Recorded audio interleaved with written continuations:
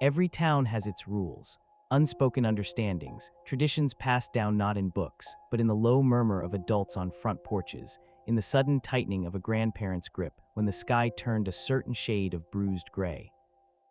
Ours was simpler than most, yet more absolute, more terrifying in its simplicity. Never go outside during a storm, not until morning, not until the rain stops, not for anything, not for a forgotten toy, not for a barking dog, not even for a desperate cry.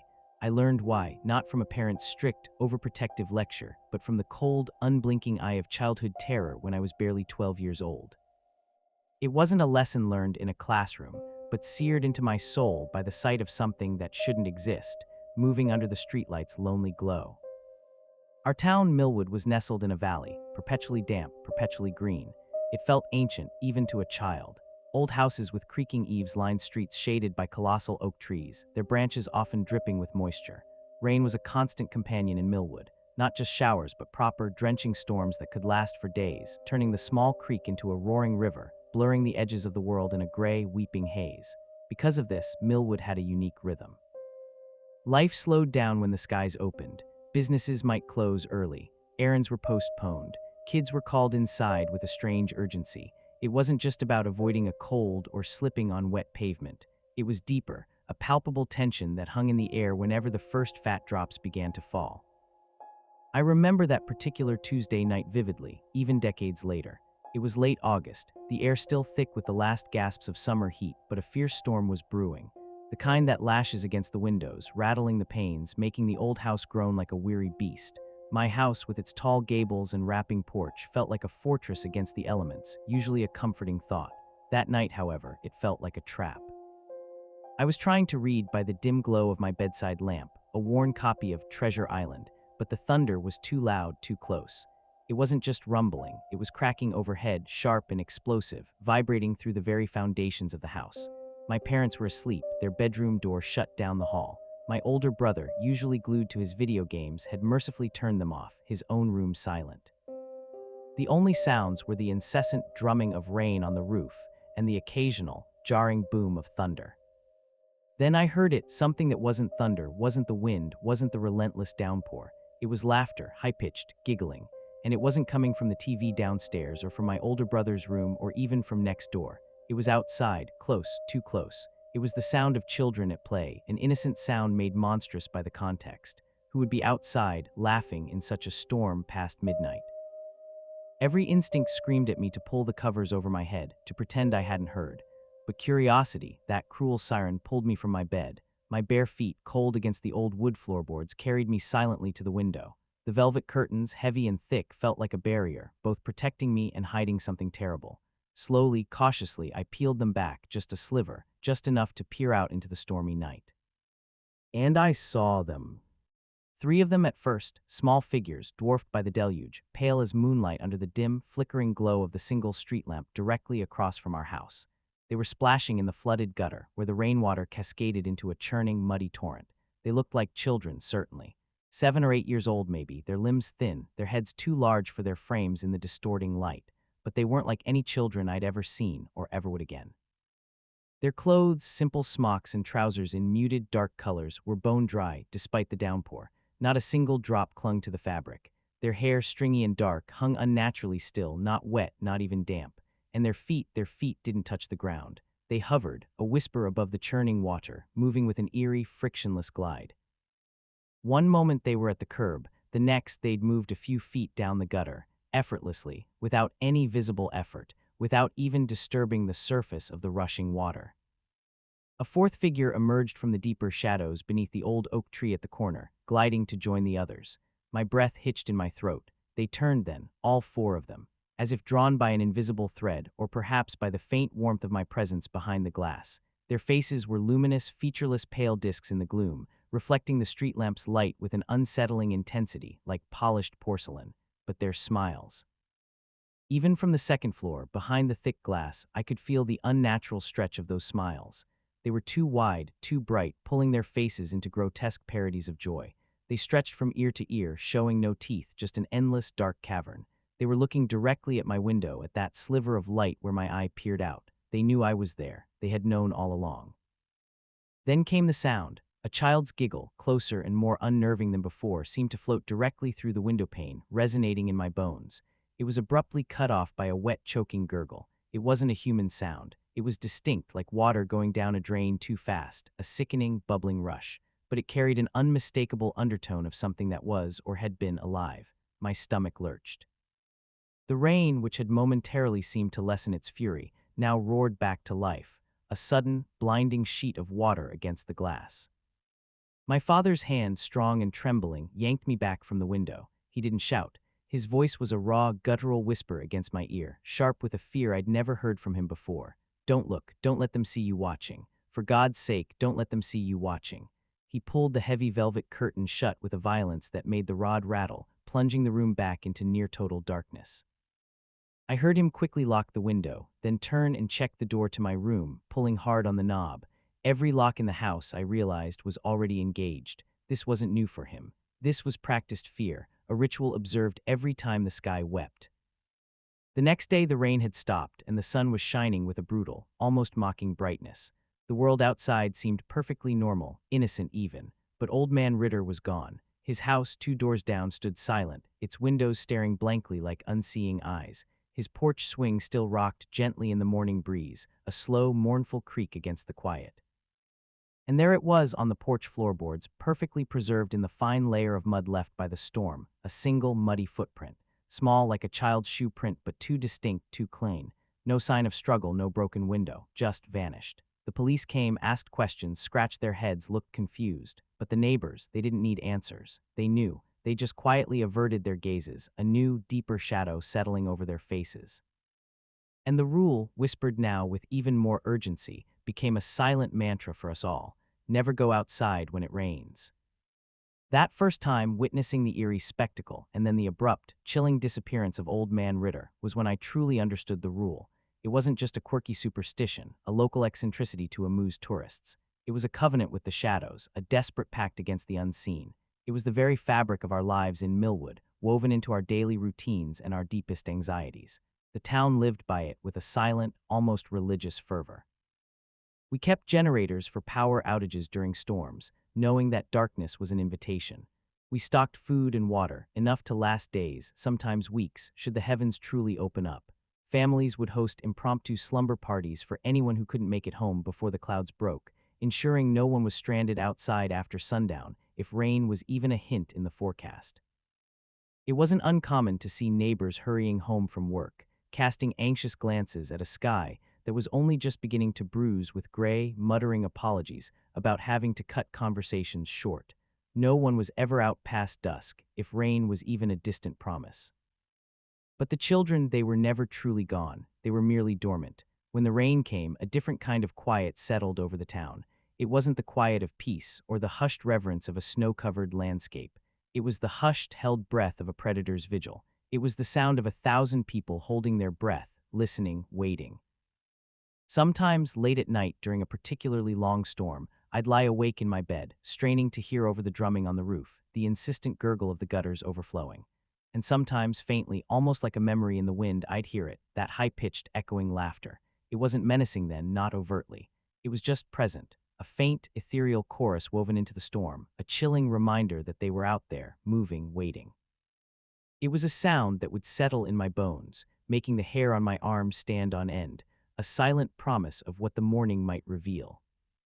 As I grew older, the whispers became clearer, the fragments of local lore coalescing into a horrifying tapestry. I heard of other disappearances over the decades, always during a storm, always without a trace. Mrs. Henderson, the kind, plump baker, who swore she saw a little girl skipping in the rain outside her shop after she'd forgotten her umbrella inside and had to dash back for it. She was seen by a passing neighbor struggling with the lock, then turning, a confused look on her face, towards the street. The neighbor blinked and Mrs. Henderson was gone. Her shop stood open, the scent of warm bread still lingering in the air, the umbrella propped against the counter. Young Billy, a mischievous boy who'd been dared by older kids to run through a puddle during a drizzle. He'd scoffed, laughed, splashed, and then, as his friends watched in growing horror, he simply faded. One moment he was there, a vibrant, laughing presence. The next he was a shimmering outline, then gone, as if the air had simply swallowed him. They always vanished without a trace. No bodies, no clues, just an empty space where a person used to be and sometimes a single, inexplicably dry small handprint left behind on a damp surface. A child's handprint, perfectly formed, utterly dry, clinging to a wet windowpane or a rain-slicked wooden fence post. Some claim they were ghosts, the restless spirits of drowned children, forever seeking playmates in the storm. Others, a more ancient, more sinister force, something born of the rain itself, a manifestation of forgotten grief or lost childhoods that had twisted and warped into pure predatory hunger. No one dared investigate too closely. The rule wasn't for understanding, it was for survival. Curiosity in Millwood was a death sentence when the rain fell. People knew this deeply, instinctively. It was part of our collective consciousness, a shared dread that bound us together. Millwood was a small, isolated town, the kind of place people forgot existed until they drove through it on their way to somewhere else, a quiet valley community tucked away from the bustling highways. This geographical isolation, ironically, probably kept the phenomenon contained. No one outside the valley believed us. They called us superstitious, quaint, perhaps a little mad. Small town quirks, they'd scoff. A few brave, or perhaps terminally foolish, outsiders tried to disregard the rule. A tourist couple from the city, on a romantic weekend getaway, decided to brave a summer shower for a romantic stroll through the old town square. Their rental car was found abandoned on the main road just outside town, the doors ajar, the interior strangely damp. No trace of them was ever found. We simply put up new road closed due to inclement weather signs whenever the clouds gathered, reinforcing the detour routes. It became a local quirk to outsiders, a charming oddity. But for us, it was life. It was a silent testament to the daily terror we lived under, the unseen threat that dictated our movements, our lives, our very existence. The children, if that's what they were, seemed to possess an uncanny awareness. They knew who was watching, they knew who broke the rule, and they always found you. Their movements were impossible, defying the very laws of physics. They didn't run, they didn't walk, they slid, like shadows on water, perfectly silent, perfectly swift. One moment they were at the far end of the street, the next, a chill would prickle your skin, and you'd find one of them just beyond your immediate vision, a pale face, a too-wide smile. And their touch, that was the chilling part. Those few, rare souls who claimed to have escaped an encounter spoke of a cold that went beyond physical temperature, a soul-deep chill that never quite left them. It was a cold that settled in your bones, in your very marrow, a constant reminder of what had brushed against your reality. Some theorized it was the touch of death itself, or something even worse, something that drained not just warmth, but essence. My dog, Buster, a shaggy golden retriever with a heart as golden as his fur, was my constant companion. Loyal, goofy, and utterly terrified of storms. He'd usually whimper and hide under my bed, his big body trembling. But during the truly big ones, the ones that hammered against the house, he'd press himself against me, a shivering, heavy weight. I'd always thought it was the thunder he feared, the startling cracks of lightning. I was wrong. He feared the rain. He feared them. His instincts, purer and unburdened by human rationality, sensed the presence, the silent hunt. He would whine, not a cry for comfort, but a low, terrified lament aimed at the closed curtains, the sealed windows. He knew what moved out there in the weeping darkness, what unseen things drifted just beyond the reach of human perception, waiting for the unwary. I often wondered what he saw, what he smelled, what faint, chilling sounds his keener ears picked up from the storm. Perhaps it was better that I didn't know. 20 years had passed since that terrifying night at my window. The image of those pale, gliding figures and the chilling gurgle had etched itself into my memory, a permanent scar on my psyche. I was no longer a frightened boy, but a man in my 30s, hardened by time, but never truly free from the shadow of Millwood's unique horror. I'd moved back to my childhood home after my parents passed, the house still echoing with the old fears, the old rules. The very air seemed to carry the weight of countless storm-bound nights. The town was the same, its quiet vigilance unbroken. The rain was the same, ceaseless and unforgiving. And they, I knew with a dread certainty, were the same. Life in Millwood felt like a constant tightrope walk. Every forecast was scrutinized, every cloud formation analyzed. We lived by an unspoken calendar of dread, anticipating the wet season. Locals could sense the coming of a big storm almost before the meteorologists. An unusual stillness in the air, a peculiar dampness that seeped into everything, a certain heavy scent of ozone. These were our true indicators. And when those signs appeared, the town would subtly shift, a collective hunkering down. Windows were double-checked, doors bolted, generators fueled. Children were pulled indoors early, their playtime abruptly curtailed by a parent's anxious gaze at the sky. This particular night, the warnings were apocalyptic. A massive storm, far worse than anything in recent memory, blared across the local radio. Category 3. Flash floods, high winds, sustained torrential downpour for at least 48 hours. I had battened down the hatches as best I could. Every window latched, every door bolted, the basement door secured. I'd checked the generator twice, making sure it was ready to kick in if the power failed, which it inevitably would. Buster, my loyal golden retriever, was safely inside, whimpering softly as the first distant rumbles of thunder vibrated through the floorboards. He was a creature of habit and comfort, usually seeking solace under my bed during a storm, but tonight his anxiety was palpable. He paced, sniffing at the closed curtains, a low, guttural growl rumbling in his chest. It wasn't a warning growl, but a sound of deep, primal fear. The rain started just after nightfall, a deluge that turned the street into a roaring river within minutes. It hammered against the roof, drummed against the windows, a relentless, overwhelming sound that swallowed all others. I was curled up on the couch, trying to read to distract myself, the old copy of Treasure Island, now replaced by a novel I couldn't focus on. Buster was a warm, shivering weight at my feet, occasionally nudging my hand with his wet nose, his big eyes wide and pleading. Then the back door burst open. It didn't swing open or creak. It was ripped inward with a sudden, splintering crack that echoed even over the din of the storm. The frame groaned, wood splintering, as if an immense, unseen force had simply torn it from its hinges.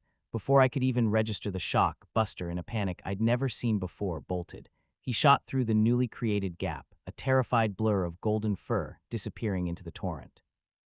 He was off his leash, running blindly, propelled by a fear that utterly eclipsed his usual terror of storms. He was running into the very thing he instinctively recoiled from. My training, my fear, my entire life's discipline screamed at me to stay inside. Every fiber of my being recoiled from the open doorway, the dark, rain-swept chaos beyond. But Buster, he was family. He was my only companion in this haunted house, in this haunted town. Without thinking, without even grabbing a coat or pausing for a flashlight, I ran. I chased him, right out into the street, directly into the heart of the storm. The rain lashed at my face, instantly soaking my clothes, chilling me to the bone within seconds. My hair plastered to my forehead, my eyes stung, vision blurred by the sheer volume of water. I stumbled, my feet splashing clumsily in the rapidly rising street water, calling his name, my voice a raw, desperate croak swallowed instantly by the storm's roar. Then, as if a switch had been flipped, the rain stopped. Not gradually, not a slow fade or a brief lull. One moment I was being drowned by it, the next utter, deafening silence. The change was so abrupt, so complete that it felt like a physical blow. The street a moment ago a raging river was now eerily still, the puddles perfectly reflective mirrors, mirroring the black sky, the dim streetlights, every detail unnaturally clear. My breath hitched in my throat, a ragged gasp in the sudden vacuum of sound. The silence was heavier than the storm, more oppressive, more terrifying. And the laughter started. Not the distant, echoing kind I sometimes heard from my bedroom. This was close, all around me, high-pitched, cold, crystalline. It seemed to come from every direction at once, reverberating in the shocking silence, bouncing off the houses, swirling around me. It was not joyful laughter. It was hollow, mocking, filled with an ancient, predatory glee.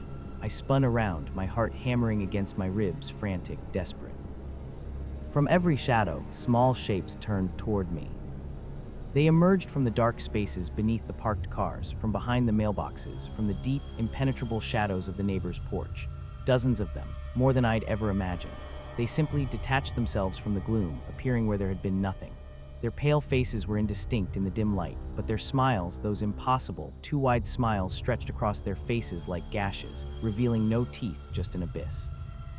Their eyes, though I couldn't see them clearly, felt like pits of still, cold water reflecting nothing but the dim, distorted streetlights. They were looking directly at me, and I felt their collective, hungry gaze pierce through me. They didn't make a sound beyond their laughter and that terrible, frictionless glide. No footsteps, no splash as they moved through the standing water. Just the whisper, the unnerving shush of something moving over wet ground without resistance, a sound like silk dragging over stone. They spread out, forming a perfect semicircle around me, closing off any escape. Buster was gone, vanished, swallowed by the storm or by them. I was utterly alone, trapped in a pocket of unnatural silence and chilling laughter. I tried to back away, to run, but my legs felt impossibly heavy, stuck in the suddenly viscous air, as if the very atmosphere had solidified around me. The laughter seemed to press in on me, a tangible weight suffocating me. I could feel the unnatural cold emanating from them, a chill that seeped into my bones, promising to freeze me from the inside out, a cold that felt like the absolute absence of life. One of them closer now, its pale, indistinct face inches from mine, raised a tiny hand.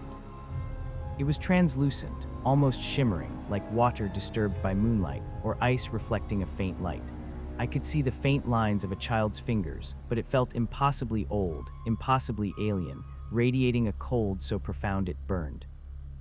I squeezed my eyes shut, a raw scream tearing from my throat, but it made no sound. The laughter intensified, closer, right beside my ears, echoing inside my skull. The cold deepened, penetrating my skin, my muscles, my very marrow. I felt the light, feather-light touch of that tiny, impossibly cold hand against my cheek, then tracing a line down to my chest, a sensation of dread so profound it stole my breath. I felt myself falling, pulled down by an invisible current, into an abyss of cold and absolute, consuming silence. The world spun, then dissolved into pure, numbing cold. I woke up. It was an abrupt, jarring return to consciousness, like being flung back into my body from a great distance. The morning sun was streaming through my window, a warm, golden light that seemed almost painfully bright after the utter blackness I remembered. The storm was gone. The world outside was quiet, achingly, terrifyingly normal. The trees swayed gently in a light breeze, their leaves sparkling with residual moisture. Birds chirped. A distant lawnmower hummed. Everything seemed fine, a dream. A nightmare born of an overactive imagination and the town's pervasive legends. A terrible, vivid hallucination. But then I saw them. My shoes still on my feet, caked in thick, dark mud, the kind that clung stubbornly, impossibly heavy, drying now into a brittle crust. This wasn't the ordinary dampness of a storm-soaked walk. This was the visceral, undeniable proof of having been out there. The mud wasn't just on the soles. It was smeared high up the sides, even flecks splattered on the laces. My clothes, too, were damp, smelling faintly of stagnant water and something else, something metallic and sharp, like electricity in the air after a lightning strike. And on my nightstand, next to my alarm clock, was a tiny, rain-swollen handprint. Perfectly formed, the delicate lines of a child's palm and fingers imprinted on the polished wood. It was still glistening, still dripping. A single, clear drop of water fell from it, hitting the polished wood with a faint, chilling plink, then another, and another, echoing in the sudden, silent terror of the room. It wasn't an impression from water that had merely been wiped. This was a mark, deep and saturated, as if a small, wet hand had been pressed with unnatural force. The scent of ozone and wet earth hung heavy in the air, clinging to my clothes, to my skin, even to the bedsheets. It was the smell of a powerful storm, yes, but something else too, something metallic and cold, a faint, almost imperceptible tang that spoke of things not meant for our world. Buster, my loyal retriever, woke with a start beside me, whimpering again, his big body pressing against my leg. He wouldn't leave my side for days. He wouldn't go near the back door, not even to relieve himself, preferring to whine by the front until I coaxed him out. And even then, he was jumpy, his ears constantly twitching, his nose to the ground as if searching for something unseen, his eyes wide with a fear that still mirrored my own. I checked the back door. The splinters were gone. The door was perfectly intact, the frame solid, the hinges firm, the locks engaged as if nothing had ever happened. It was unnervingly normal, too perfect. As if the damage had never existed, as if the forced entry, the splintered wood, had been erased. But I knew the rule was absolute, and I had broken it. I had been outside when it rained. I had seen them. They had touched me. My muddy shoes were undeniable evidence. The dripping handprint was cold, terrifying proof. But what had they done to me? Why was I here? What had I lost? There was a hollow feeling in my gut, a vast emptiness that no amount of food or sleep could fill. A piece of me felt missing, scooped out. Over the next few weeks, I felt a subtle, unnerving shift within myself, a lingering coldness, especially in my left hand, where that tiny, translucent hand had rested. It wasn't just a physical coldness, though my skin felt perpetually chilled there, almost clammy. It was a cold that seemed to emanate from within, an internal chill that no amount of warmth could dispel. Sometimes, when I held my hand up to the light, I thought I could see a faint, almost invisible luminescence just beneath my skin, a subtle gleam like phosphorescence on damp moss. It was barely there, a trick of the light, I told myself, but it was enough to send a shiver down my spine. And the echoes. Sometimes when I was alone in the quiet of the house, even on a perfectly dry, sunny day, I would hear it. That faint, high-pitched giggle. Just for a second, a fleeting whisper that might have been the wind or a memory or my own sanity fraying at the edges. Or the almost imperceptible shush of fabric dragging over pavement, even when nothing was moving, when the only sound should have been the ticking of the grandfather clock in the hall. It was always in the periphery, impossible to pinpoint, impossible to dismiss. I would glance sharply out my window, then quickly pull back, my heart pounding, convinced I'd seen a fleeting pale shape in my peripheral vision, a flicker of movement where there should have been none. The town continued its life, seemingly oblivious to my personal torment. People went about their days, observed the rule with practiced ease, and looked at me with the usual neighborly indifference. But I knew. I saw the subtle changes in other people after they broke the rule, even if they returned. Old Man Ritter's house remains empty to this day, his property slowly being reclaimed by the encroaching weeds and vines. But sometimes when it rains, I hear a soft, rhythmic creaking from his porch swing, even if there's no wind, a solitary, mournful sound against the roar of the storm. I don't know what they are. I don't know why they come out only when it rains, why water seems to be their medium, their gateway. I don't know what they do to those they take, where they go, if it's oblivion or something far worse. But I know this with an absolute terrifying certainty. I was given a second chance. Or perhaps I was spared for a reason, to tell the story, to warn, to be the silent observer, forever haunted by the memory of their pale faces and too wide smiles. It's raining tonight. I can hear the drumming on the roof, soft at first, then growing louder, building to a crescendo. I'm sitting by my window, curtains tightly drawn, every lock checked multiple times, but I can feel it. That familiar, deep cold seeping into the house, into my bones. That pressing silence between the drops, a heavy, anticipatory hush that feels alive. And sometimes, if I strain my ears, if I hold my breath and listen beyond the roar of the storm, I can hear a sound that isn't thunder, isn't the wind, isn't even the rain itself. It's an echo, a whisper, a promise. Can you hear them laughing? Or is it just the echo of something that found its way inside, something that never truly leaves?